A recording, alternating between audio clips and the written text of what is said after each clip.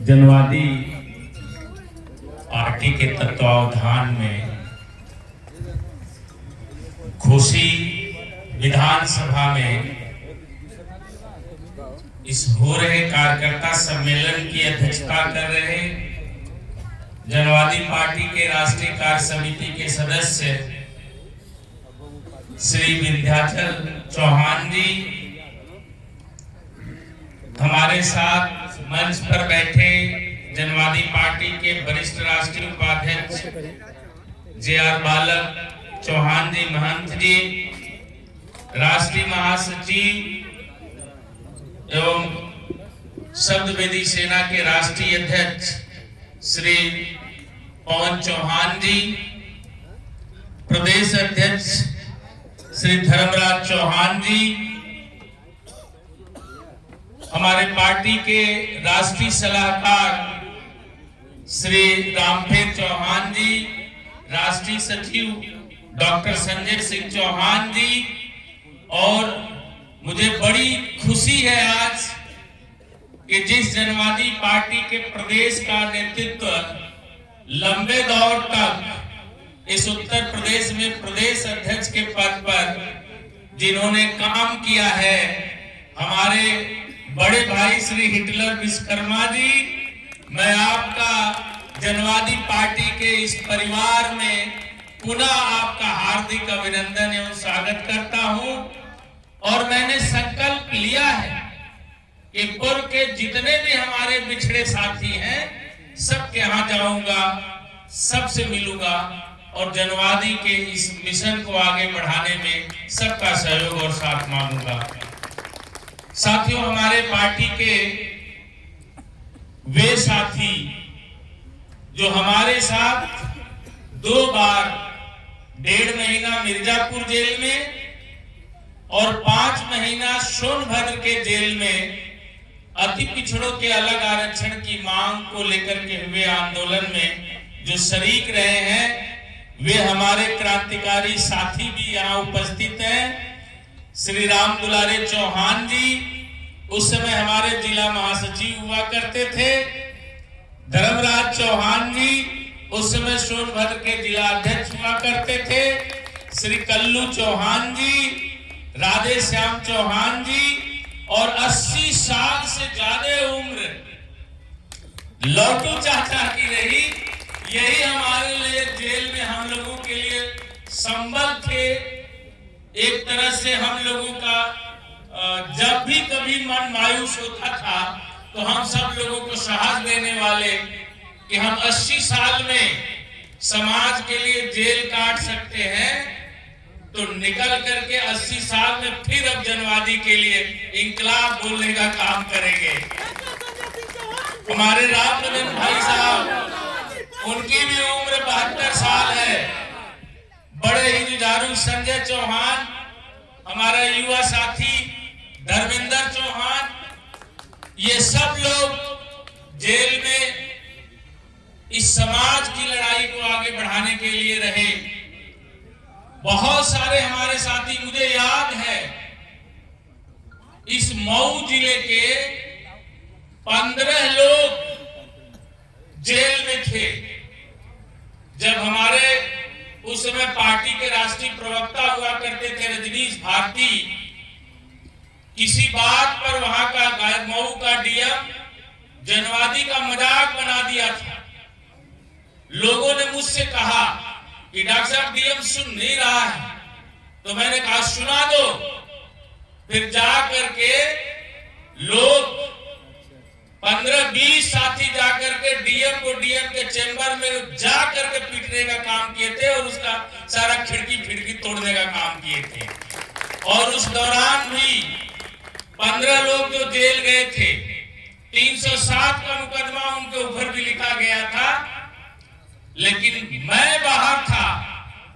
तो उसी गाजीपुर के तिराहा पर मऊ में, यहाँ बहुत सारे लोग गवाह होंगे, तमाम सारी आरपीएफ की फोर्स से लेकर के पूरी मऊ की थाना की पुलिस पहुंच गई थी, लेकिन मैंने चौराहे को तब तक नहीं छोड़ा था जब तक हमारे साथियों को छोड़ने के लिए प्रशासन ने घोषणा नहीं किया था। और 307 लगे हुए मुकदमे को भी हमने 7 दिन के अंदर लोगों की जमानत कराने का काम किया। साथियों, इस मऊ जिले के लिए जनवादी पार्टी और जनवादी पार्टी के लिए मऊ जिला हमेशा से एक संबल रहा है। मुझे वो दौर याद है और इस मऊ जिला ने हमेशा इस बात को महसूस किया है कि सबसे बड़ी आबादी चौहानों की इस मऊ जिला में, लेकिन मऊ जिला के बेटा को कभी विधायक और सांसद बनने का मौका नहीं मिला। दूसरे जिले से लोग आकर के यहाँ विधायक बनते रहे, मंत्री बनते रहे और यहाँ के समाज के ऊपर जब भी जुल्म और जाति पड़ी, लोग हमेशा उन जुल्म करने वालों के साथ खड़े रहे, कभी समाज के लोगों का आंसू पोंछने का काम नहीं किया। मैं आज उस घटना का जिक्र करना चाहूंगा। इस समय भी वो कैबिनेट मंत्री और उस समय भी वो कैबिनेट मंत्री थे और मधुबन विधानसभा से वो विधायक थे। मधुबन विधानसभा के परशुरामपुर गांव का एक वाकया हुआ था। हमारे समाज की 17 साल की बच्ची को उसके घर के बगल में एक मल का भट्ठा चलता था, उस भट्ठे से 3 लोग आए, बड़ी जात के लोग थे, एक भूमिहार थे, 2 मल थे और उस महिला के घर में घुसते हैं, उस महिला को भी बदसलूकी करते हैं और उसकी बेटी को जबरदस्ती उठा करके भट्ठा पर लेकर के गए, उसके साथ दुष्कर्म किया, उसके बाद उसकी हत्या करके उस बच्ची के घर के सामने ही शीशम के पेड़ पर उसके शव को लटका दिया था। और 30 दिन बीत गए। जिस विधानसभा का हमारे समाज का बेटा मंत्री है, जिस विधानसभा में हमारे समाज का बेटा विधायक है, 30 दिन हो गए, उस महिला के बलात्कार और हत्या का एफआईआर मधुबन थाने में नहीं लिखा गया।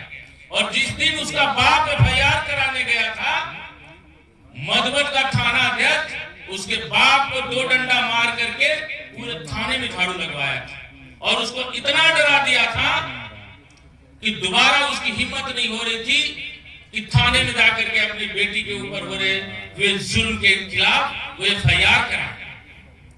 ये बात जब मुझे मिली थी, मधुबन के हमारे शिववर्धन प्रधान जी प्रदेश सचिव हुआ करते थे, मुझे फोन किए कि डॉक्टर साहब हम लोग बाजार में सर उठा के घूम नहीं पा रहे हैं, सारी बिरादरी के लोग मजाक उड़ा रहे हैं कि चौहान का मंत्री और सांसद विधायक रहते हुए भी चौहान के बेटी का बलात्कार करके हत्या कर दिया जाता है, उसका एफआईआर भी नहीं होता, हम लोग कहीं मुंह नहीं दिखाने पा रहे हैं। फिर मैं गया वहां पर, उसके माँ बाप से मिला, डीएम का घेराव किया, एसपी का घेराव किया, लेकिन दबाव मंत्री जी का इतना था कि उसके बावजूद भी एफआईआर नहीं हो पाई।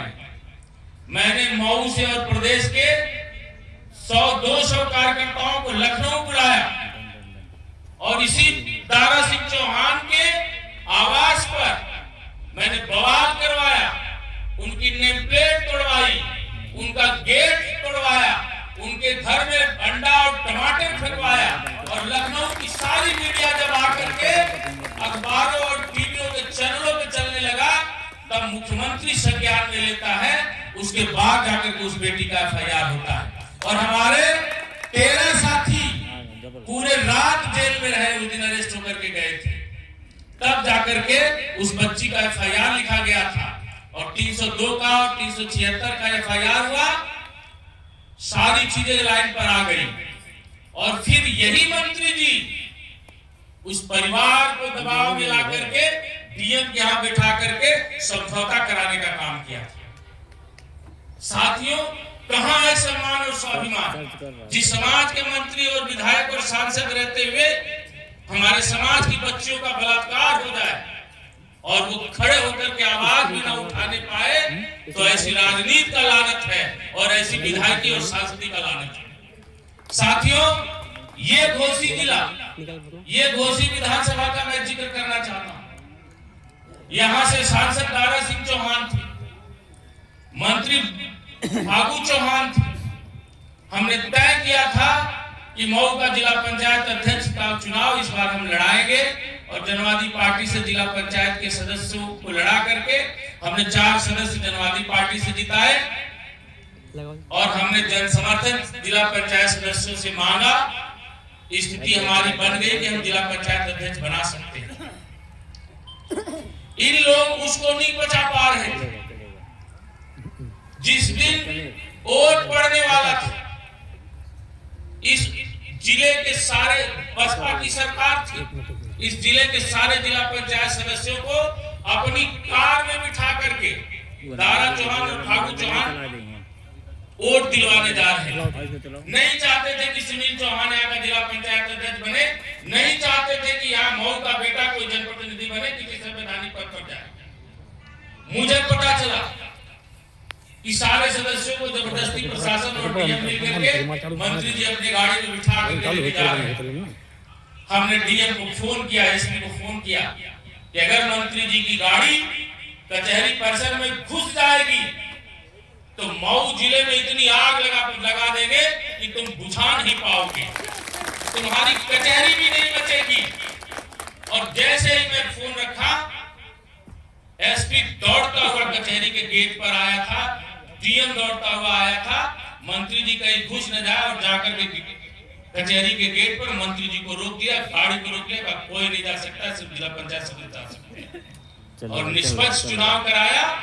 और इस उत्तर प्रदेश की राजनीति में और इस मऊ की राजनीति में चौहान के बेटे को पहली बार चल रहा है जनवादी पार्टी ने मंत्री विधायक उस समय हुआ करते थे, लेकिन कभी जिला पंचायत का अध्यक्ष मेरे समाज का कोई व्यक्ति नहीं हुआ। साथियों, अब वक्त आ गया। आपको मैं राजनीति की एक थोड़ी सी गूढ़ बात बताना चाहूंगा। 2012 तक हमारे समाज की दिशा सपा और बसपा की तरफ थी और जो लोग शेष बचे थे वो जनवादी की तरफ थे। 2014 में मोदी युग आया और सबसे ज्यादा हर हर मोदी घर घर मोदी कहकर के चौहान ने चिल्लाया। और ये स्थिति हो गई कि जनवादी पार्टी का अगर कैंडिडेट चुनाव लड़ रहा है तो चौहान कहने लगा कि तो जनवादी को वोट देकर के भाजपा को हम हरा दे। साथियों, जनवादी पार्टी के कार्यकर्ताओं को लोग अपने घर में नहीं बैठने देते थे, मीटिंग नहीं गांव में होने देते थे। कहते मोदी को जिताएंगे, तो मोदी को आप लोगों ने जिता दिया, लेकिन आपको क्या मिला? 2012 से पहले इस देश की संसद कभी चौहानों से खाली नहीं रही। चाहे राज्यसभा रहा हो, चाहे लोकसभा रहा हो, एक न एक चौहान संसद में बैठा करता था। और 2014 के बाद और 2014 से लेकर के आज 2024-25 है, जब से हर हर मोदी घर घर मोदी हो गया हमारे बिरादरी में, एक भी चौहान का बेटा सांसद नहीं बने। जो बन भी सकता था, मैं चंदौली से लड़ा, बीजेपी ने गुंडई के दम पर मुझे हराने का काम किया। वो नहीं चाहती है बीजेपी कि आपके समाज में कोई नेतृत्व पैदा हो, आपके समाज में कोई लीडर पैदा हो। जब तक आप बीजेपी के साथ नहीं खड़े थे, थोड़ा सा पीछे का आप चिंतन करो। मैं ये नहीं कह रहा हूं कि आप उनके साथ खड़ा होना, मैं कहता हूं कि आपको अपने झंडे डंडे के साथ खड़ा होना है। लेकिन आप याद करिए, ये समाज एक बार बसपा के साथ पूरी तरह से खड़ा था, तो मऊ से फागू चौहान विधायक थे बसपा से, दारा चौहान सांसद थे, बलिया से शिवशंकर चौहान विधायक थे, चंदौली मुगलसराय से बब्बन चौहान विधायक थे। 3 जिलों में विधायक था चौहान। जौनपुर से वीरेंद्र चौहान एमएलसी थे। लेकिन आपने जब भाजपा के साथ खड़ा हो गया तो घोसी के अलावा कहीं का चौहान कोई विधायक नहीं बना, क्योंकि भाजपा के साथ आप खड़े हैं लेकिन भाजपा आपको हिस्सेदारी देने के लिए तैयार नहीं है, क्योंकि भाजपा मानती है और भाजपा का हर कार्यकर्ता यह जानता है कि चौहान को देने की कोई जरूरत नहीं है, ये तो बिना दिए भी हमको वोट देने के लिए तैयार है। तो आप सबसे मैं जानना चाहता हूं, क्या भाजपा का यह भ्रम नहीं टूटना चाहिए? टूटना चाहिए। क्या भाजपा को इसका जवाब नहीं मिलना चाहिए? और अगर मिलना चाहिए, आप देना चाहते हैं, तो अवसर साथियों आ गया है। घोसी विधानसभा का उपचुनाव,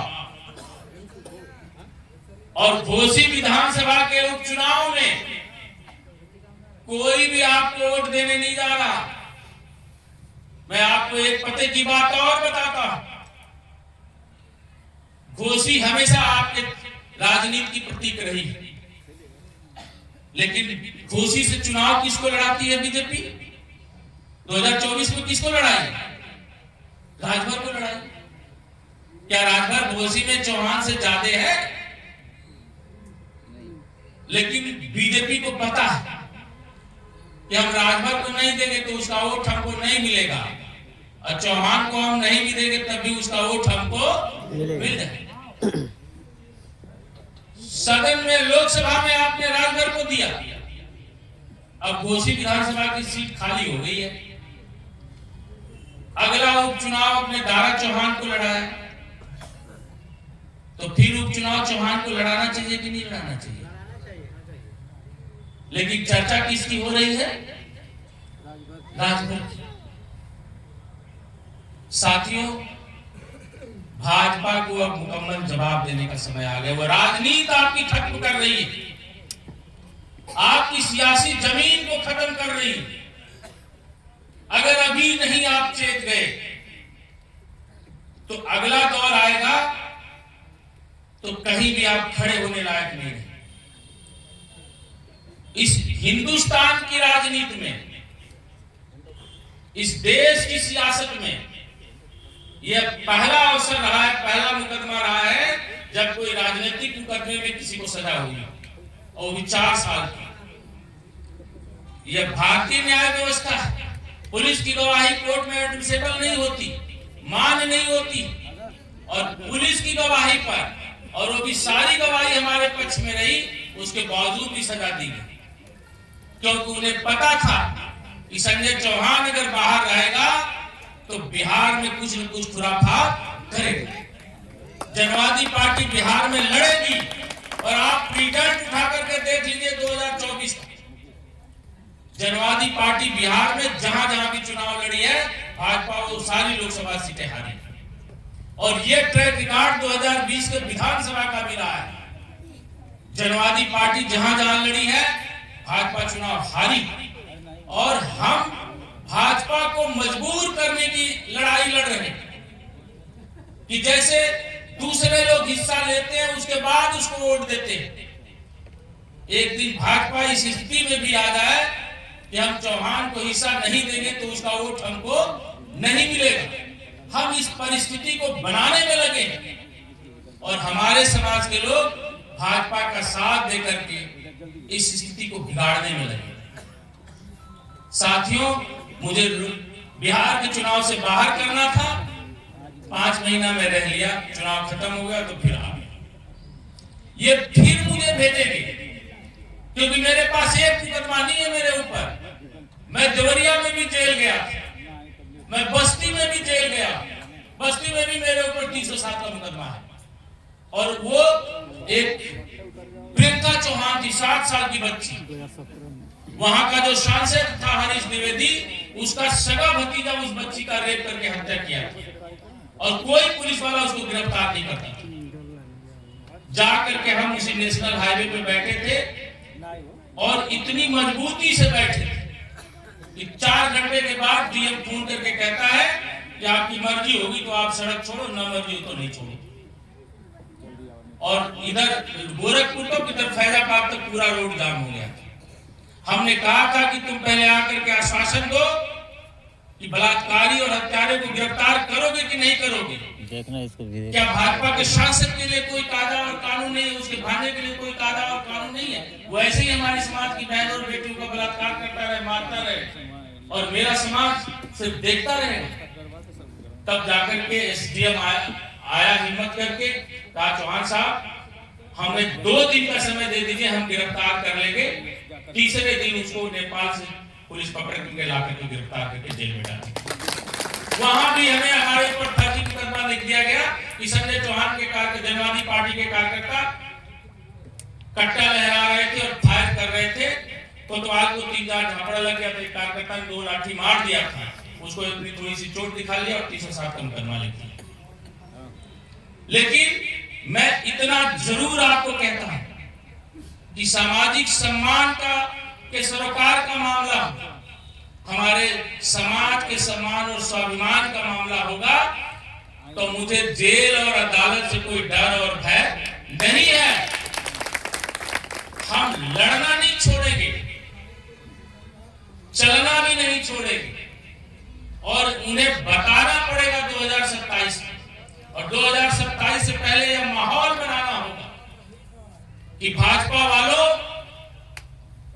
तुम दिल्ली और लखनऊ में बैठ करके चौहानों पर जो गिद्ध दृष्टि लगाए हुए और जो कंबल ओढ़ करके सो रहे हो कि ये तुम्हें वोट देने वाले, ये तुम्हारा ललुआ वोटर है। अब ये समाज जग गया है और इसी घोषित विधानसभा में तुम्हें बताने का काम करेगा कि यह समाज अब तुम्हारा वोटर नहीं है, न ही तुम्हारा ललुआ वोटर है। अपने पार्टी और अपने झंडे के साथ खड़ा होकर के अपनी लड़ाई को लड़ेगा, किसी दूसरे के पीछे नहीं चलेगा। मैं जानता हूं इसकी 99% संभावना कि जनवादी पार्टी जब भी खड़ी होती, भाजपा प्रेशर में आती है, हो सकता है घोसी से चौहान को लड़ा भी दे। लेकिन मैं घोसी के लोगों से कहना चाहूंगा कि साथियों, आपको नेता पैदा करना है, ऐसा व्यक्ति पैदा करना है जो सदन में जाकर के आपकी आवाज उठा सके। जो भी दल और पार्टी से हमारे विधायक बने हैं, चाहे वो बब्बन चौहान बने, शिवशंकर चौहान बने, फागू और दारा बने हैं, बाल किशन चौहान बने हैं, आज हमारे बीच में नहीं है, लेकिन फिर भी मैं इतना जानता हूं, इतना मानता हूं कि बाल किशन चौहान जैसा विद्वान कोई नेता हमारे समाज में नहीं था।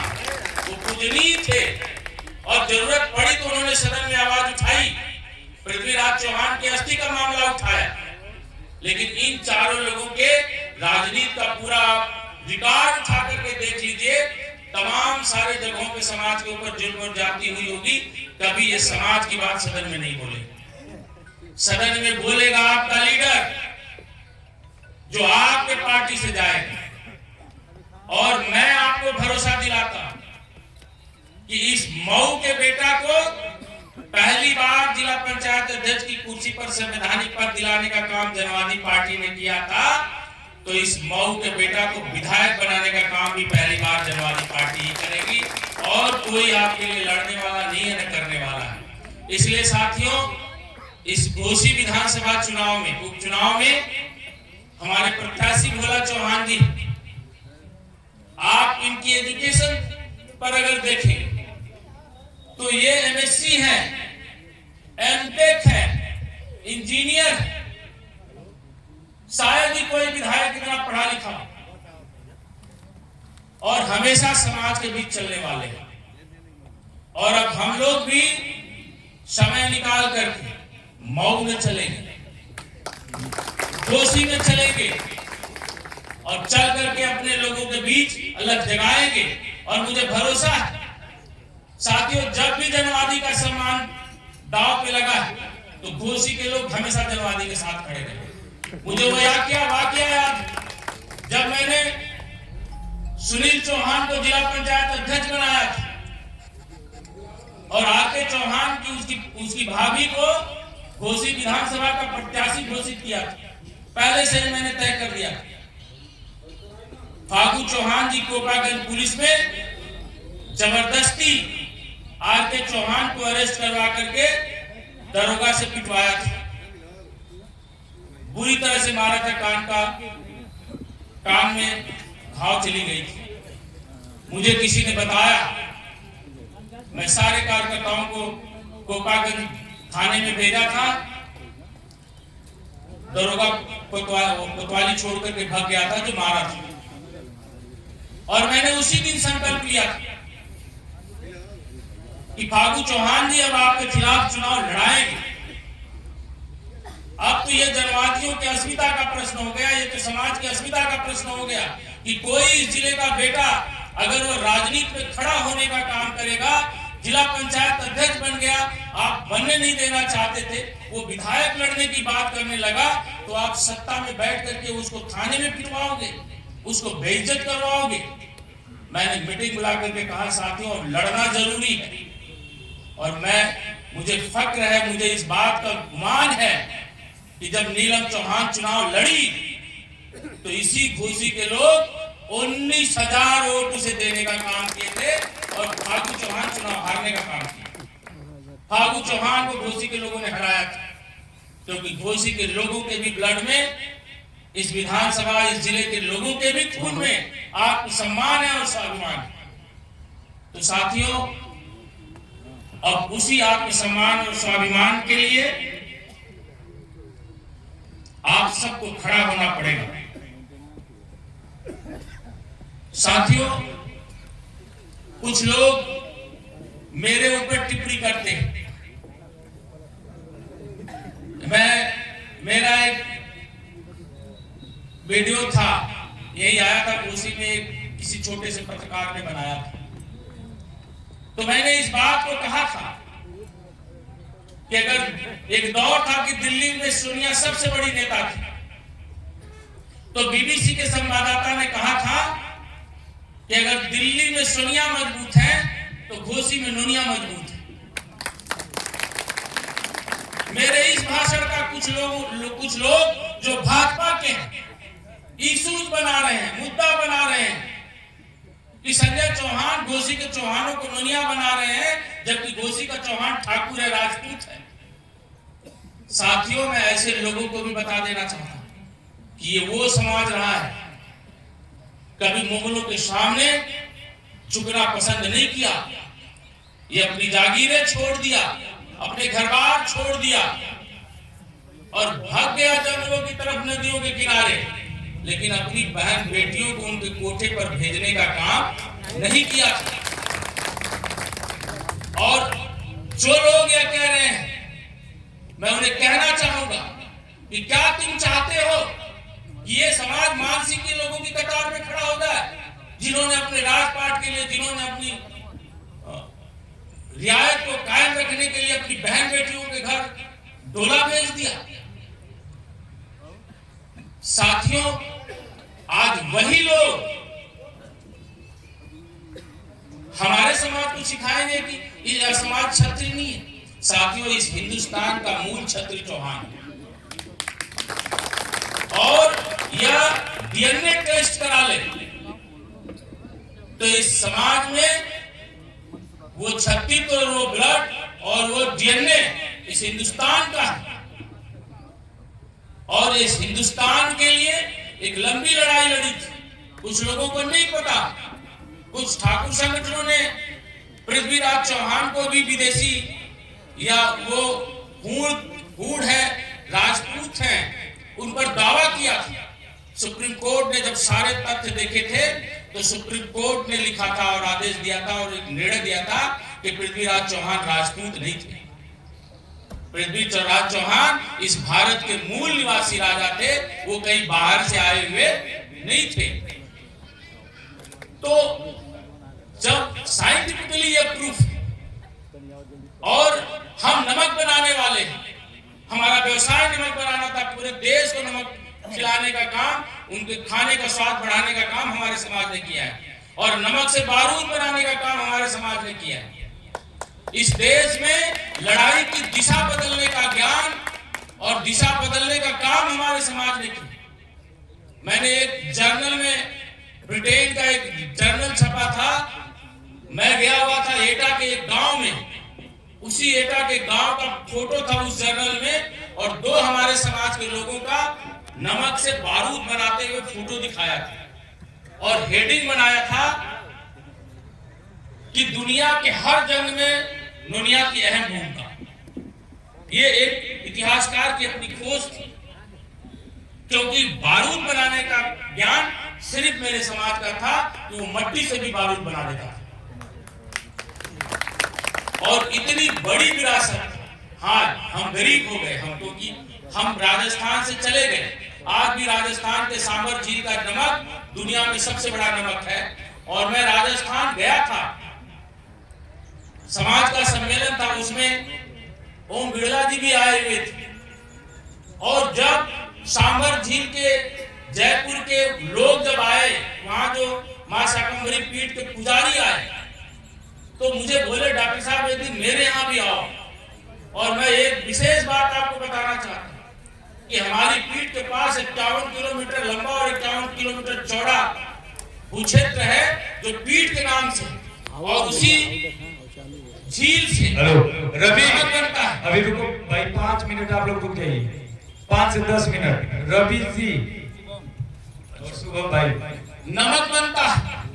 और सबसे बड़ी बात उन्होंने बनाया कि जिस सांबर झील से नमक बनता है, दुनिया का कोई बिरादरी का व्यक्ति उस झील से पानी को निकाल करके नमक नहीं बना पाता है। और जैसे उस झील को हमारी बिरादरी का बच्चा छूता है, वो नमक बन जाता है।